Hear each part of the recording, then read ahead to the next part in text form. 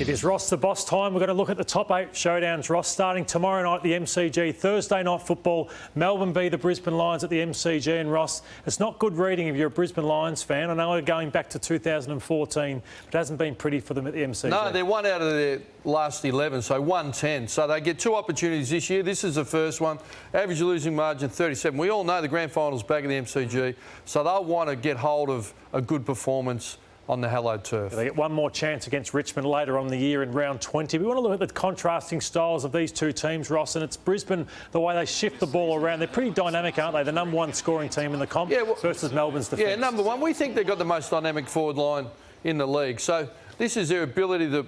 There's McStay to go up, you've got Cameron, you've got Danaher back in, you've got McCarthy coming into the crumb. We'll let this roll on. You don't want to let the ball get out the back against Charlie Cameron. So you see the player, but he gets out the back of you and they hurt you like that every time. Well, the first rule of backman, keep it to the front. Don't let it over the back because the quick guys get hold of it. And just here, again, you let it out the back and they run onto it. Then the speed of Cameron here is just electric. So you can't let him out the back door. And we're going to have a look at, well, what can Melbourne do to handle it? Typically, they handle these plays very well. And you can just see here, that's against Port, a run and gun team.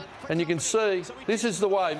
May's the wicket keeper. He'll be the goalkeeper back there. Stop those paddock plays, those slingshot plays. So they're going to May back in. They're a 3-goal better defence, Melbourne. So it's a good test for Melbourne. Can they get their defence back up and going? And you can see here, they just control the goal-scoring space really well. They don't let you slingshot in. They force you to have an extra possession. So what will Brisbane be able to work their way through? How will they handle May? It's a fascinating game, the 2 different styles, the way they play. We want to look at Melbourne's scoring drop-off. It's been an absolute dog's breakfast. There's no cohesion between their midfield and forward line. But look at this, rounds 1 to 10 when they hadn't lost, Ross, to what's gone on over the past 3 or 4 weeks. Well, I love the term. It's stark, isn't it? They're basically the worst team in the AFL scoring efficiency, shots on goal and goals themselves. So you should be around 30%, they're around 20%. So they need to look at their method. It's stood up for a long time, but you've highlighted some vision for us where they can really improve. It's just not smart. So Max Gawn here has Petrarca to give the handball to drive and have a shot, or lower his eyes to Spargo, but he does neither. So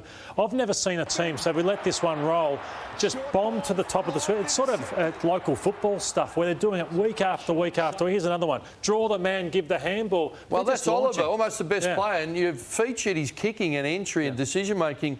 So they've become overly predictable. And that's okay when you're going to have Jackson there. You know, you've got McDonald there, but they're out. Jackson goes into the ruck, and you can just see here, this is their method. Go to the tools.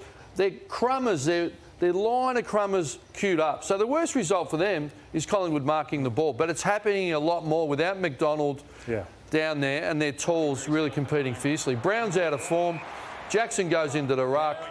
You know, who do they bring in? Do they bring Wiedemann in? But you can just see here, they're overly predictable. So everyone's watched the Premier. They've gone to school and they're reading the cues and they're bombing the ball. And it's just too easy for the ruckman and zoning defenders. They're going to have to tweak their method. And that's the reason they're 18th in the comp for efficiencies inside 50. I'm not sure why, Ross, but I'm going to back them to win tomorrow night, Melbourne. Yeah, I don't know why you're doing that either, Lloyd. I think Melbourne get beaten by Brisbane convincingly. Yep. The second game is Carlton and the Fremantle Dockers. And I want to highlight something Michael Voss said after their loss to Richmond last Thursday night. You've got to factor in a lot of things. There's conditions, there's the opposition. It's what we're trying to reinforce in the way that we want to be able to play. But I can tell you, our style doesn't include conceding 76 inside 50s to 51. So we could probably start there. And it doesn't include getting out toughed around the ball. They brought a better, when it comes down to it, they brought a better hunt, a better appetite to the contest. And we weren't able to absorb that long enough. So if you're not winning contest and you're losing territory, it's a hard day. So our style doesn't include that. And to back that up, Lloydie, here's the numbers. Minus 14 contested ball in clearance differential. 76 inside 50s against, the third most of any side in 22. And here's Fremantle. They're inside 50s. They're high. They'll restrict you and they'll get plenty. And they're a strong clearance team. I think they've been game Carlton. But he's losing a lot of soldiers, 6 of his best out. And we'll have a look at Fremantle. I'm really worrying for Carlton this week. I think Fremantle will get hold of them. Now, you went to our graphics team and said, I want bibs on these 3 players. Yeah. Talk us through that. I wanted to poke the bear. Well, they've got 7 key defenders out. And if they allow 76 entries, Fife with his mo. He'll kick a bag. He's different. Taberner, will he come in or not? The Tools, I think they'll get their knife and fork out and they'll have a big feed. They've got the bibs on. They're excited. And little Walters at the feet. I think they smack Carlton this week. I think they get hold of them. They might be right for the picking, according to Ross. Just want to highlight Caleb Sarong as well. A lot of talk about Brayshaw this year, but this man last game, 33 disposals, 11 score involvements, just getting better and better. And know what I love about these guys? They're from Victoria, but they have a passion for the Fremantle jumper already, which is full credit to Justin Long. Well, they're owning it. Yeah. Brayshaw's been there 4 or 5 years now. Sarong, I think, in his second year, maybe third. Outstanding.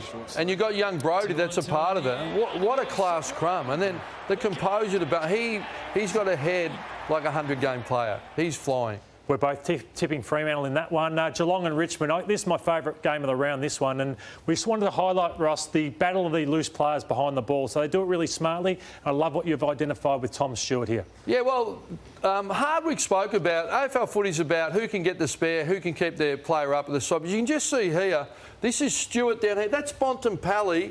He's playing with the leg rope. He's going to defend the percentage spot. He's saying you can have it out here. So even if it's Bontempelli, it doesn't matter who it is. If you're going to go out there, you've got to kick it to him. Otherwise, this will happen. Roll the tape. You can just see there, he's reading the cues, won't give up the high percentage spot. And that's the way he plays. So either man him up, make him defend, or work through him. And Nick plays a bit like Stephen May, doesn't he, getting back behind the ball? Well, Vlosten, Port Adelaide centre, forward up to the stoppage, gave Richmond the spare, and Richmond put the bib on. There's Vlosten. He'll go behind like May does, defend the backspace, and he'll mop it up all day. So who's going to exert their will to get their spare player, and who can contain the spare player and keep their player up at the stoppage? And not many teams are handling the slingshot play of Richmond. It's back to its best. We highlighted this on Monday night as well, but you can get a loose behind the ball, but they make you look stupid, don't they, Ross? Well, this is great. Richmond forwards lengthen quickly, open up the midfield, but Carlton have got the spare. If that was May, he'd be behind the last player. If we let the tape roll now, he's caught in no man's lane. We let it roll on. And it's a one-on-one. That spare should be behind the ball to stop that. If that's May, he'd be behind it. So, again, who's going to create the paddock? But Richmond forwards love to run you away.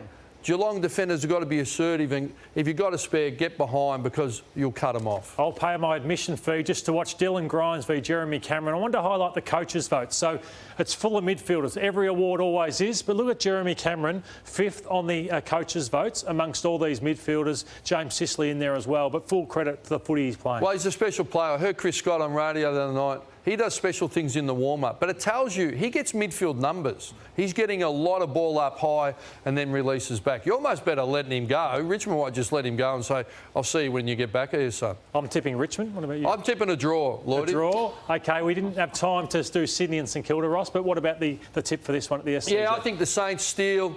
Their leader gets back in, apply the heat to Sydney and crack their game open. Saints to get back on the winners list. I like the Swans, Ed, in that one. Good on you, guys. It is a fantastic weekend of football. Can't wait. Has Ross Lyon ever tipped against Geelong in the entire time he's worked on this show? Once. Well, it might be good. It sort of works for you, doesn't it? Good on you, guys.